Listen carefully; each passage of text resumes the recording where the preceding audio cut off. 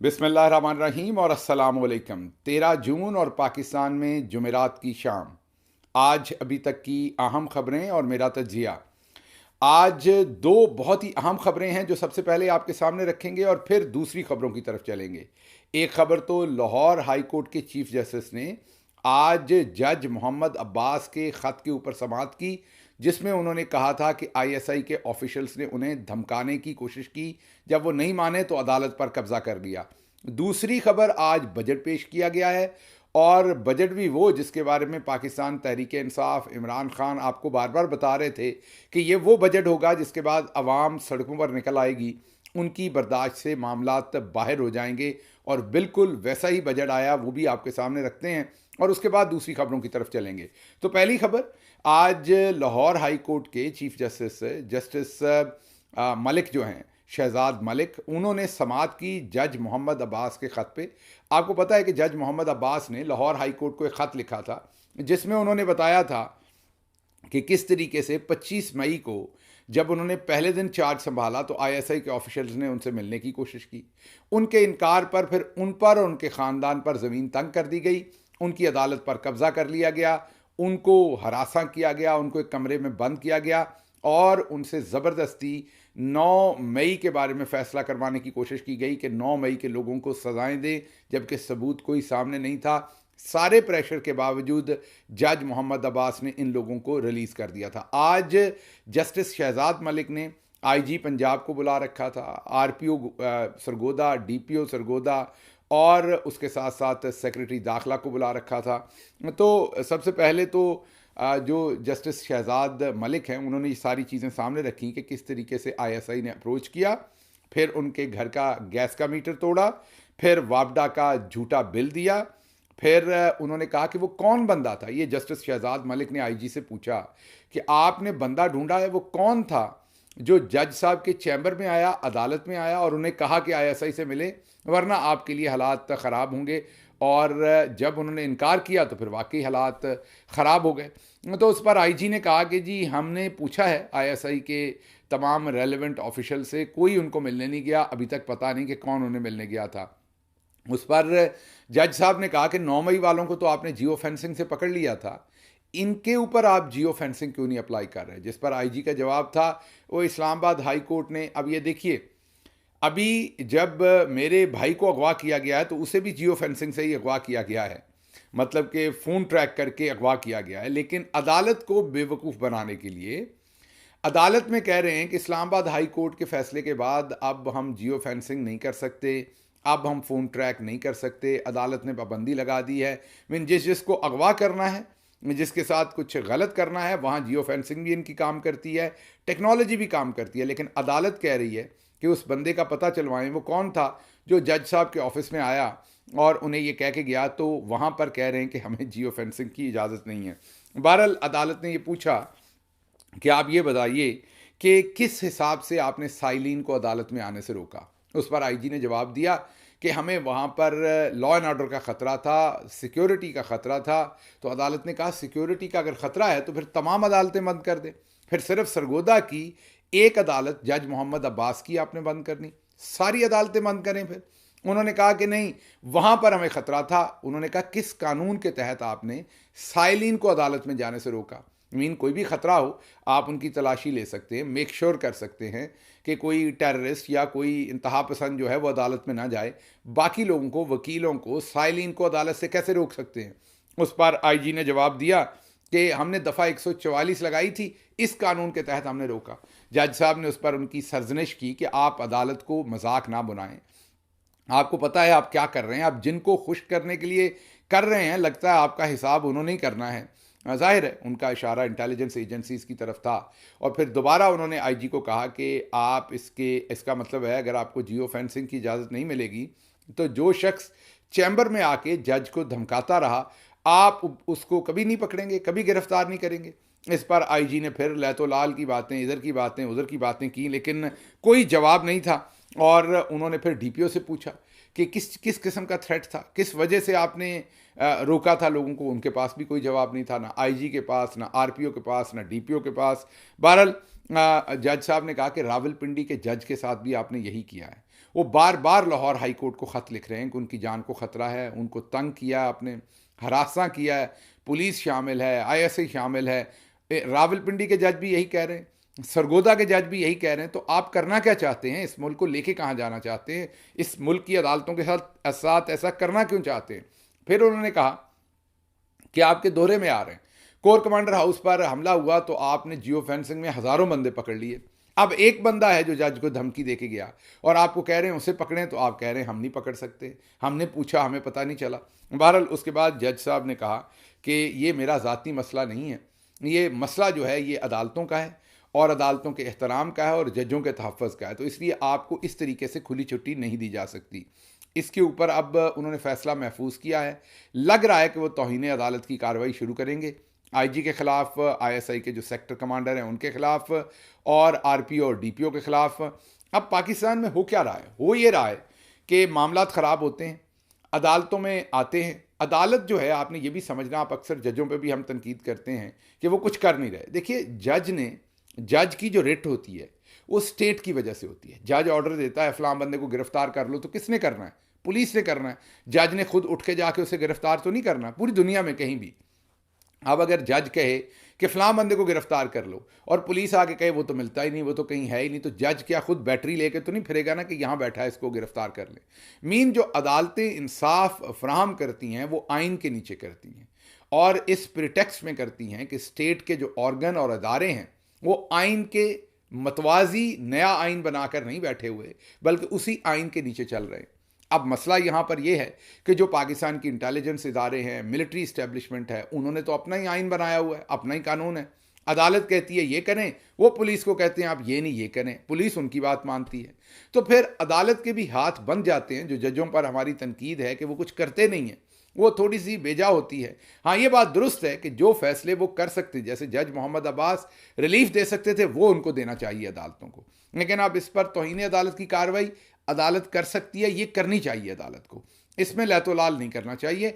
हाँ, ये बात दुरुस्त है कि जस्टिस बाबर सत्तार की तरह जैसे उन्होंने इस्लामाबाद के डीसी को और इस्लामाबाद के जो एसएसपी ऑपरेशन से उनको सज़ा दी, लेकिन उस पर अमल दरामद रोक दिया जस्टिस आमिर फारूक ने। लेकिन उसके बावजूद जब तारीख लिखी जाएगी तो आप देखेंगे कि जस्टिस बाबर सत्तार का वो जो फैसला है वो खुशगवार झोंका होगा, उसका फ़र्क पड़ा होगा और पड़ेगा। ब्यूरोक्रेट्स को कान होते हैं जब उनके खिलाफ सज़ा होती है, भले इमीडिएट आपको उसके कोई रिजल्ट्स नज़र ना आए, लेकिन लॉन्ग रन में उसके रिजल्ट्स ज़रूर आते हैं। इसलिए तौहीन अदालत पर अमल हो या ना हो बाद में, इनको बिल्कुल प्रोसिक्यूट करना चाहिए, इनको बिल्कुल सज़ाएं देनी चाहिए ताकि दूसरे ब्यूरोक्रेट्स को कान, और क्या पता आज नहीं तो कल हालात बदल जाएं तो फिर यही जो सज़ाएं मिली होंगी इन्हीं के ऊपर अमल होगा। तो पहली हमारी गुजारिश तो अदालत से यह है कि आगे बढ़ें और इसके ऊपर अब अमल करें।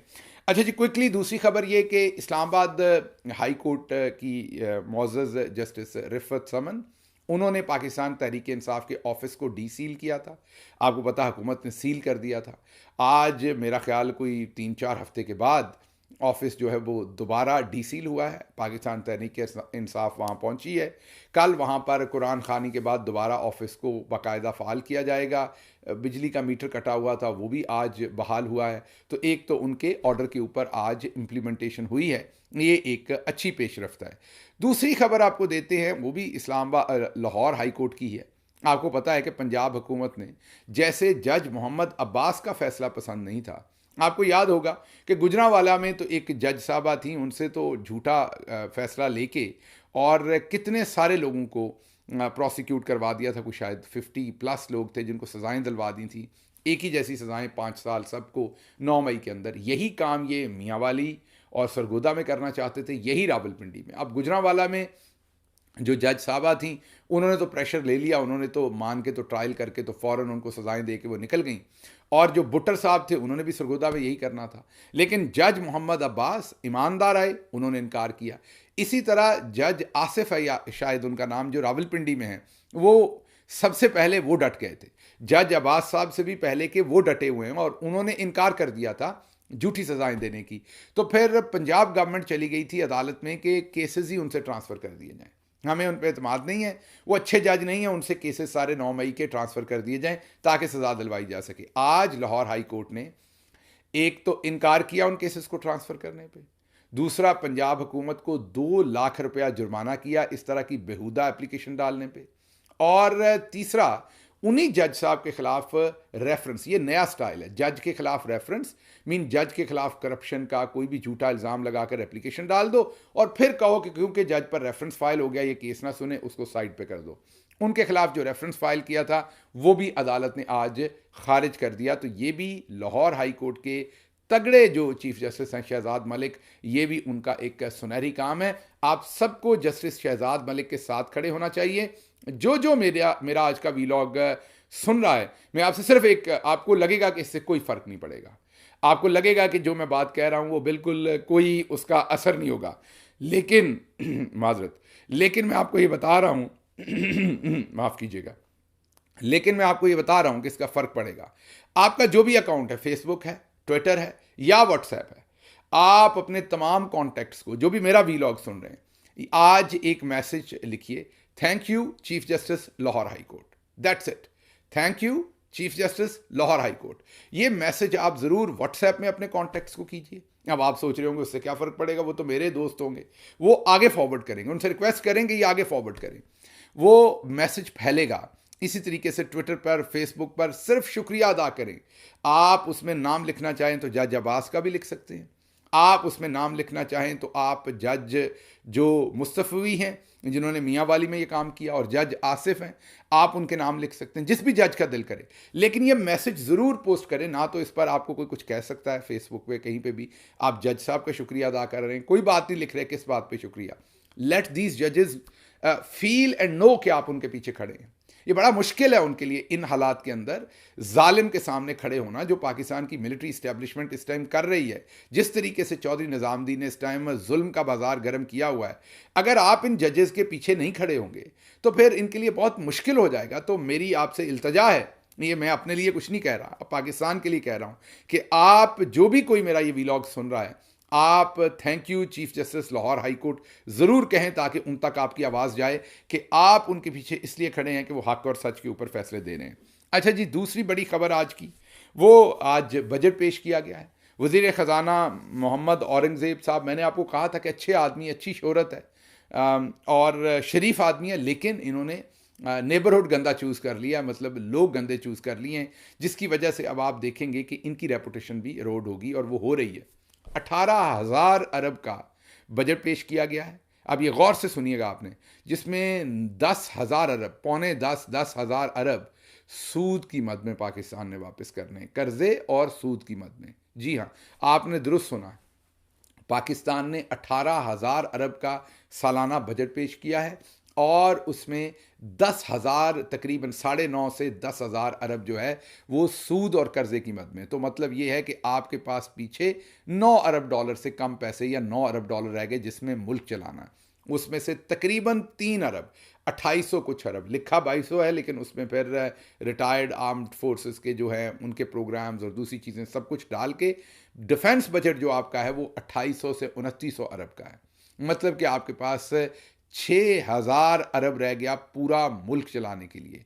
अब आप खुद ही उसमें से 1,000 अरब, उस 6,000 में से कोई 900 अरब जो हैं वो हुकूमत ने अपने अखराजात, ये गाड़ियाँ शाड़ियाँ, पेट्रोल, शहबाज शरीफ के प्रोटोकॉल, गाड़ियों के टायर, ये सारा कुछ जो है वो रखा है। तो आपके पास कितना रह गया? 5,000 अरब रह गया। तो ये नीचे जा उसमें से आपको पता है कि 40 अरब तो हुकूमत में हाल ही में हमारे वीलॉग्स, 4 से 6 लोग हैं, 7 लोग हैं जिनके वीलॉग्स का मसला और ट्विटर का मसला है। इनको बंद करने के लिए, ट्विटर पे तो आप सबके ट्वीट्स का मसला है, इनको बंद करने के लिए 40 अरब रुपए खर्च किए जा रहे हैं। और पाकिस्तान की सारी यूनिवर्सिटीज़ को, जी हाँ, पाकिस्तान की तमाम यूनिवर्सिटीज़ का बजट पहले 65 अरब था, उसको काट के 28 अरब कर दिया गया। इंटरनेट पर हमारे वीलॉग्स और लोगों के ट्विटर और ट्वीट्स को रोकने के लिए 40 अरब और पूरे मुल्क की यूनिवर्सिटीज़ के लिए 28 अरब रुपए ये हुकूमत रख रही है। और फिर हमें जनरल आसिम मुनीर साहब बताते हैं कि SIFC के थ्रू इन्वेस्टमेंट लाकर मुल्क तरक्की करेगा। ये तरक्की करेगा मुल्क जिसमें यूनिवर्सिटीज़ का बजट ही काट दिया गया। और अगला फैसला ये भी किया है कि जो हायर एजुकेशन कमीशन है वो अब किसी सूबे की यूनिवर्सिटी को फंड नहीं करेगी, बजट नहीं देगी। वो सूबे दें या ना दें, यूनिवर्सिटी बंद हो या चले, इससे हमें नहीं।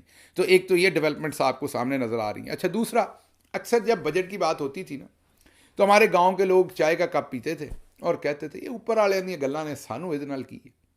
जब भी करप्शन की बात आप उन्हें बताते थे, बजट की बात बताते थे, किसी फिस्कल पॉलिसी की बात बताते थे, तो हमारे लोग, ये नहीं कि हमारे लोग बेवकूफ़ हैं, चाहते नहीं थे ये शऊर रखना, इन्वॉल्व नहीं होना चाहते थे। कहते थे देखें जी वो बजट तो अरबों की बातें हैं, हमारा उससे क्या लेना देना। मैं आपको अभी बताता हूँ आपका क्या लेना देना। एक तो 20 रुपये लीटर पेट्रोल बढ़ेगा, और जाहिर ऐसे ही डीजल भी बढ़ेगा, जो आप ट्रैक्टर में डालते हैं, जो आप ट्यूबवेल चलाने के लिए डालते हैं, जो आप अपना छोटा जनरेटर चलाने के लिए डालते हैं, जो आप अपने मोटरसाइकिल में अभी डालेंगे, गाड़ी में डालेंगे, जिस बस में सफ़र करेंगे उसके अंदर वो पड़ेगा, जिस ट्रेन में सफ़र करेंगे उसके अंदर वो पड़ेगा। तो हर चीज़ के किराए महंगे होंगे, ट्रांसपोर्टेशन महंगी होगी। जब ट्रांसपोर्टेशन महंगी होगी तो जो कद्दू, घिया, खीरा, चीनी, आटा जो भी आप ख़रीदते हैं वो भी ट्रांसपोर्ट होता है, उसकी कीमतें बढ़ जाएंगी क्योंकि ट्रांसपोर्टेशन बढ़ जाएगी। और ये तो एक साइड है कि सिर्फ लेवी जो है वो बढ़ाई है पेट्रोल के ऊपर, तो 20 रुपये लीटर एक साइड है। दूसरी तरफ इन्होंने हर चीज़ के ऊपर टैक्स लगा दिया है, मतलब कि दूध पर भी टैक्स लगा दिया। और आज सबसे इंटरेस्टिंग सवाल था, मैंने आपको कहा था ना कि ये जो औरी साहब हैं, औरंगज़ेब साहब जो हमारे फाइनेंस मिनिस्टर हैं, हमारे क्या चौधरी निज़ामुद्दीन के हैं, वो लेके आए हैं, वो उनके भी अब आवाम के हाथों उनकी भी दुर्गत बन रही है। और मैंने ये पहले दिन बताया था कि बनेगी। आज उनसे सहाफ़ी ने सवाल किया कि आपने छोड़ा ही कुछ नहीं जिस पर टैक्स नहीं लगाया, आपने तो दूध पे भी टैक्स लगा दिया। तो उनका जवाब पता क्या था आगे से? आपके लिए हैरान कुन जवाब होगा उनका। उनका जवाब ये था कि दूध जिस पे हमने टैक्स लगाया, डब्बे का दूध, वो अमीर लोग पीते हैं, वो गरीब लोग नहीं पीते। अब कौन बताए औरंगज़ेब साहब को कि खुला दूध जो है वो अब गरीब आदमी अफोर्ड नहीं करता, क्योंकि वो रोज़ लगवाना पड़ता है। किसी के पास इतने पैसे नहीं कि वो रोज़ आधा किलो या 1 किलो दूध जो है वो उन्हें गवाला घर पे दे के जाए। इसलिए अब लोग पाव और आध पाव का भी, उनको कोई बताए कि गरीब आदमी आध पाव का पैकेट भी खरीदता है, आधे पाव का भी वो लेकर आते हैं, उससे एक वक्त की चाय बनाते हैं। अब गरीब आदमी वो डब्बे वाला दूध इस्तेमाल कर रहा है जिस पे आपने टैक्स लगाया, और वहां से 75 अरब रुपए इकट्ठे करेंगे, दूध के ऊपर टैक्स लगा के 75 अरब रुपए इकट्ठे करेंगे। और वो 75 अरब देंगे किसको? ये है इंटरेस्टिंग बात। वो 75 अरब एमएनएस को दे रहे हैं। एमएनएस को क्यों दे रहे हैं?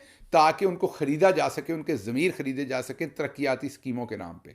और वो जो तरक्याती स्कीमें होती हैं उसमें 40 से 50% कम से कम खाया जाता है।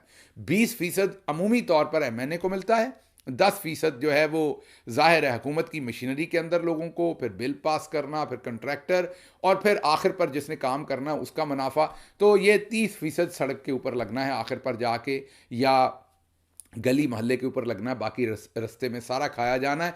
इसीलिए आपका एमएनए जो है वो सबसे ज़्यादा इंटरेस्टेड तरक्याती कामों में होता है, बजट में होता है, वो मांगता है।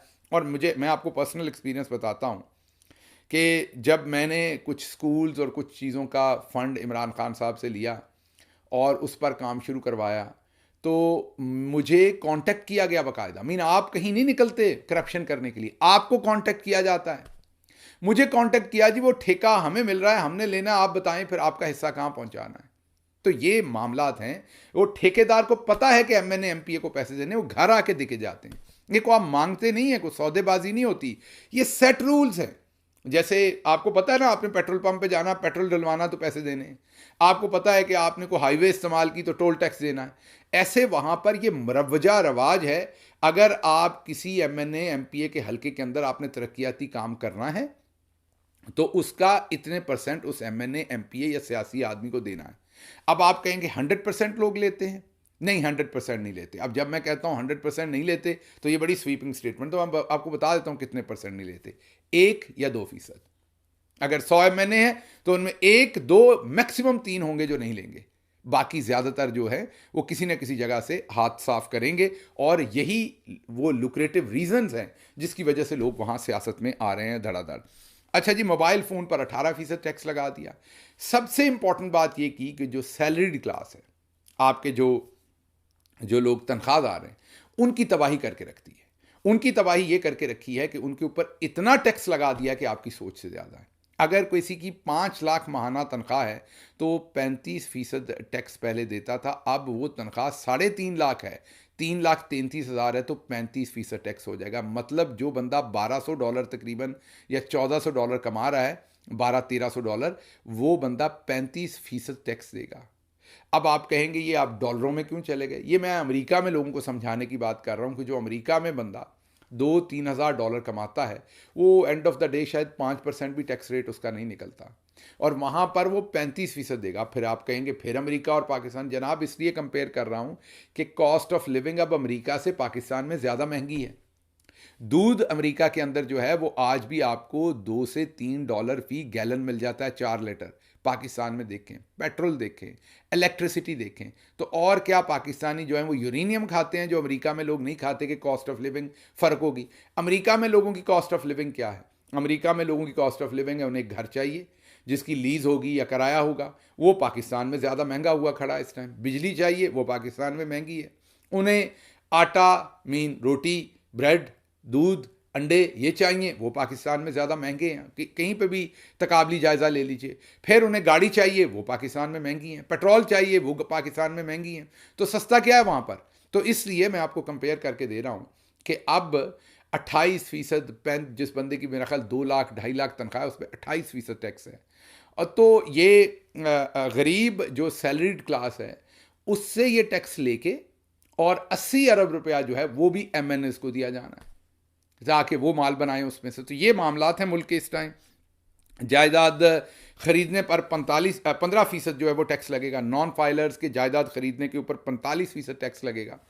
मतलब कि वो जो हम आपको कहते थे कि इस टैक्स के बाद लोग सड़कों पर आएंगे और उनसे किसी सूरत भी गुजारा नहीं हो सकेगा और उनको रिएक्ट करना पड़ेगा, वो बात हमारी सच साबित हुई है।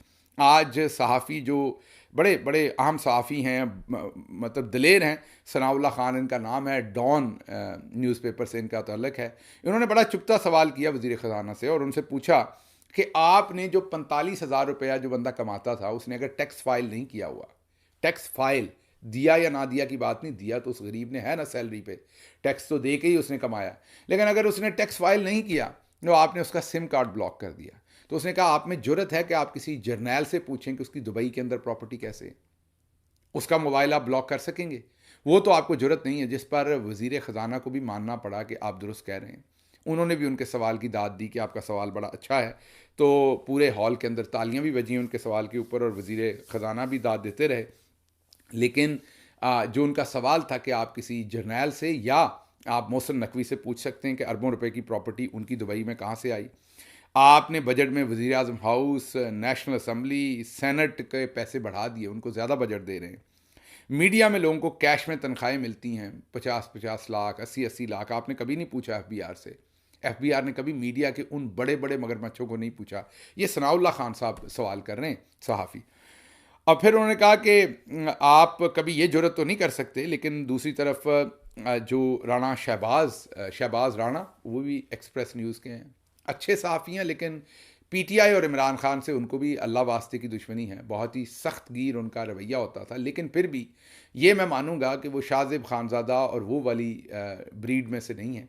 अभी भी वो कोशिश करते हैं सच बोलने की और ख़बरें सामने लाने की। यहाँ शिद्दत वो नहीं है जो हम पर थी, लेकिन बहरहाल फिर भी वो कोशिश करते हैं मतवाज़न बात करने की। तो शहबाज राणा ने आज एक सख्त सवाल किया और पूछा कि इतने बजट लगाने के बाद, इतना बेहुदा टैक्स लगाने के बाद और बजट लाने के बाद, क्या आप प्रॉमिस करते हैं कि आप मिनी बजट नहीं लाएंगे? उस पर वज़ीर ख़जाना ने जवाब नहीं दिया और कहा कि मैं इसका जवाब नहीं दे सकता। इसका मतलब आप तैयार हो जाएं मिनी बजट के लिए भी। तो जो इमरान खान ने कहा था कि लोगों से बर्दाश्त नहीं होगा, वो दुरुस्त था। इस बजट के बाद लग नहीं रहा कि तनख्वाहदार तबका अब जो है वो किसी सूरत गुजारा कर सकेगा, क्योंकि पहले ही एक जो शख्स 2.5 लाख रुपया कमा रहा है महीने का, उसके 3-4 बच्चे हैं, वो पढ़ रहे हैं, माँ बाप हैं, उनको दवाई लेके देनी, घर का बिल है, बिजली के बिल है, मीन घर का किराया, बिजली के बिल हैं।